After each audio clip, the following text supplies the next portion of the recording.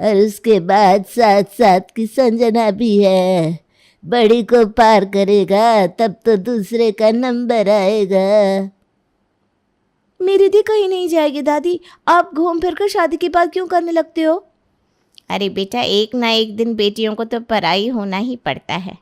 और तू क्या बोल रही है? तेरी दीदी के जाने के बाद तो खुद मुझे बोलेगी, मम्मी अब मेरा इस घर में मन नहीं लगता, मेरी भी शादी करा दो। हाँ तो फिर ठीक है, मैं उसी घर में शादी करके जाऊंगी जहाँ दीदी जाएगी। ठीक है ना दीदी? हाँ हाँ मेरी पगली, पर अगर मेरा पति इकलौता बेटा हुआ तो क्या करेगी तू? पड़ोसी तो होंगे ना उनके, कोई जंगल में तो जाओगी नहीं तुम, पड़ोसी के घर में शादी कर लूंगी। ये थी पलक और संजना। दोनों में इतना प्यार कि क्या कहना।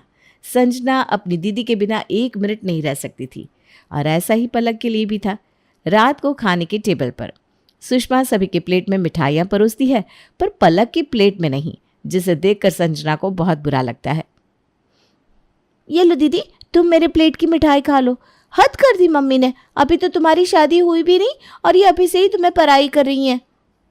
हाँ हाँ, दीदी की लाडली, बर्थडे कान उसके। ये तो तेरी माँ अच्छा ही कर रही है कि इसकी मिठाइयाँ बंद कर रही है। शंभू रिश्ते तो देख ही रहा है इसके लिए, क्या पता कब कौन सा लड़का पसंद आ जाए तो हमारी लड़की भी दिखने में सुडौल तो लगे, वरना ऐसे ही खाती रहेगी तो शादी तक लहंगे में फिट होने जैसी भी नहीं बचेगी। और कुछ दिनों बाद शंभू को सुमित नाम के एक लड़के का प्रोफाइल बहुत पसंद आता है। बिना देरी किए पूरा शर्मा परिवार सुमित को देखने चला जाता है। बात व्यवहार में भी लड़का ठीक है माँ जी, मुझे तो लड़का समझ आ रहा है। मुझे तो एक ही नज़र में लड़का संस्कारी लगा, और सबसे अच्छी बात, इसे पीने खाने की कोई बुरी आदत नहीं है। नशे की आदत में इंसान सब कुछ ख़त्म कर देता है। अगर वैसी कोई आदत नहीं होगी तो कभी काम में मंदी भी आएगी तो दोनों संभल कर खुश रह लेंगे।